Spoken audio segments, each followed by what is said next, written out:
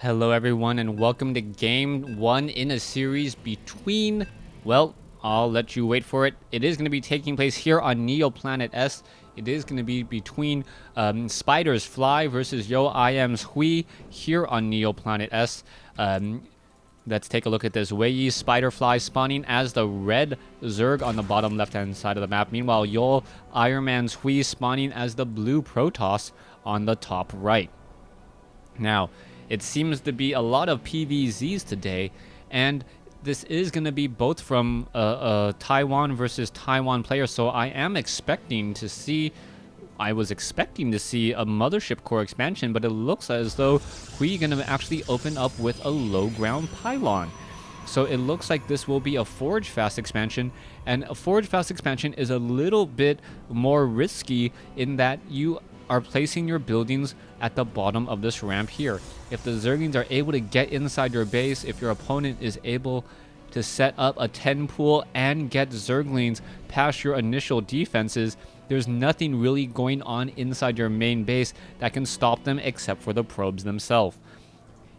However, if you have that Mothership Core, you generally have your gateway out a little bit earlier. You can have a Zealot down on the field, and the Zealot, even though it cannot catch up to those Zerglings, does force those Zerglings to run around just a bit more. We are going to be seeing a Forge first, most likely, as we're now looking at the early scouting game. Alright, double Overlords making their way out here. And what are we going to be seeing? What type of opening is Fly going to be doing? It looks like it was your standard, I believe, 15 or 14 pool. Wasn't keeping track of the production tab. My apologies. And the next follow-up question will be, when will a refinery, or excuse me, an extractor be placed down? You can see that there is a drone right there, and wow, why didn't we try and block that hatchery? I'm not 100% sure. The drone was there and he knew it. If Fly had actually hidden his drone in the backfield, that might have been a little bit of a better sign. Meanwhile, we are going to be taking a look at what has become a little bit of common play here now, as we see drones coming in on both sides, and this may be a bit of an overreaction. We can see that there is a lot of drones here trying to take down this pylon, and why aren't all of the drones taking down the pylon? That is the better question there. One pylon, it looks like it will get taken down. Another drone should be trying to take down this pylon here instead. And will this probe perhaps be able to warp in another pylon right as it is trying to come into play? Oh, there it goes. The Zerglings are coming in position there. It does have enough DPS here to try and take down this one particular cannon, and the cannon looks like it will get canceled here, and this was a horrible investment for Hui. Hi, Arya. Is that an elephant? I see. And a monkey. Okay. Arya, you're very pretty.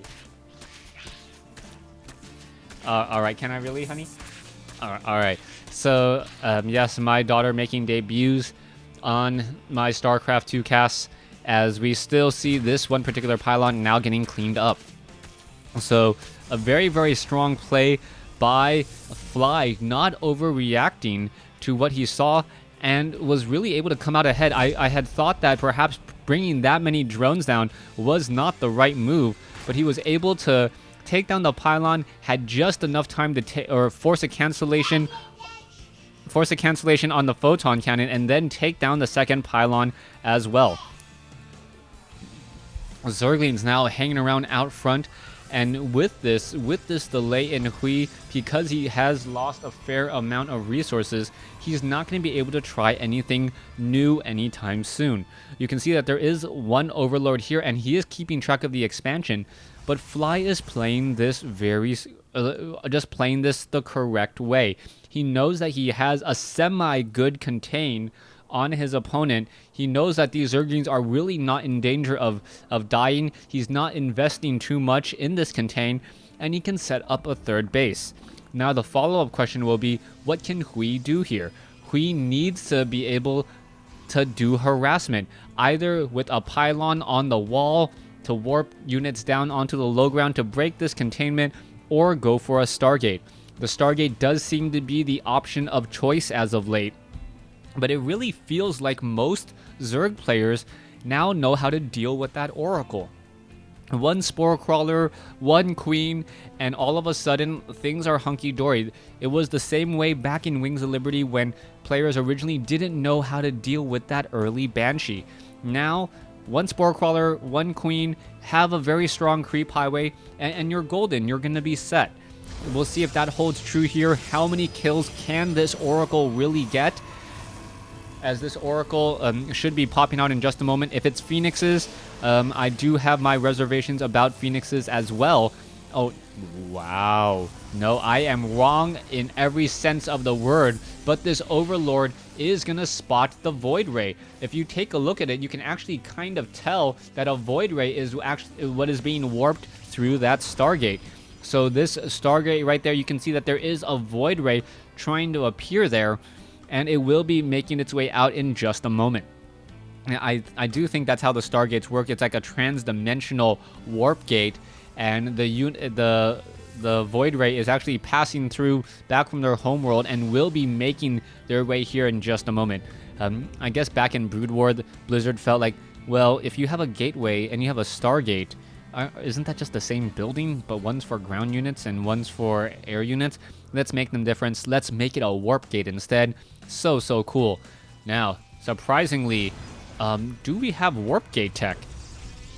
I don't believe we have warp gate tech. No, nothing on the field indicates to me that we have warp gate tech, and that is a bit of a concern. What is Hui actually doing as a Void Ray now about to make its way out? You can take a look at it here. There is a hatchery. Oh, is it going to do the prismatic alignment? Yes, it is, and it is going to force a cancellation. No, the hatchery, yes, is dropping, but relatively quickly, and there it is, that cancellation as the Void Ray now backs off. A quick 75 resources lost there. If you really wanted to make resources lost, go after the Overlord instead, and taking down 2 Overlords, you actually would have got a better return on your investment. Meanwhile, the prismatic alignment on that Void Ray is still on cooldown. How long? I do not know, since I do not have that tool tab. Oh wait, I can do this. Oh look, see, there it is. Yes, so you can see a little bit longer there. All right, Void Ray will shoot down this Overlord here in just a second. Creep tumors are in danger of getting popped, as we do see a hallucinated Phoenix now out. Taking a look at what he's doing, Warp Gate tech now finally coming online, and this was a calculated risk. He wanted to bring in Void Rays before his opponent, before he's finished that Warp Gate. You can see now the Queen trying to make its way over. Is this going to be enough? There is a hallucinated Phoenix coming in here, another Queen, and a Spore Crawler now coming in. And what is that Void Ray looking to do? It is just going to simply back off, but it has dealt a lot of damage. Already down to 768, and if the Void Rays come in once more, just letting those shields recharge, they could come in and snipe down the main layer. It is already down to 700 some odd hit points, and this Void Ray harassment technique is looking to be very, very promising. You can see only 8 more seconds left. The Void Rays could charge in there right now, try and snipe down this hatchery, and there's not much that can be done. One Spore Crawler, one Queen on this side is not going to protect it. We'll see if that will be the case here in just a moment. Oh, Void Ray and a Mothership Core, so a mass recall is imminent, as we now see Zerglings making their way off over here. One Scouting Probe is not going to be able to finish off that Nexus, as we should see an engagement here in just a moment. There we go. The Void Rays are ready to go. Where is that Mothership Core? That Mothership Core is so slow, and all that needs to happen is walk in, knock on the layer, and then walk out. However, the Spire is already nearing completion, so we should be able to get into Corruptors. Wow, this army is looking to be very, very dangerous. Here we go. There are the Void Rays. Prismatic alignment is going to be coming online here in just a second.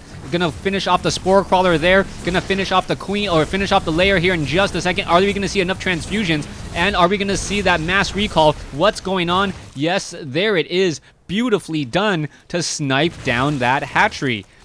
That layer completely taken out. No more tech is available. We only see a lot of Mutalisks. Now, what is the counterplay to mass Void Rays? It looks like it is going to be Mutalisks. The Mutalisks are going to try and own the skies here. I am rather concerned, though, because there is already a Stargate out on the field. Zealots cleaning up a lot of Zerglings here, and it looks as though, wow, some horrible force fields by Hui. actually trapping himself there, even though those Zealots do look rather nice. They need to head back home and figure out what's going on. We are now approaching the 14-minute mark in this game. The Zerglings are upgraded 1-1, and they're going to get an easy surround on this Nexus.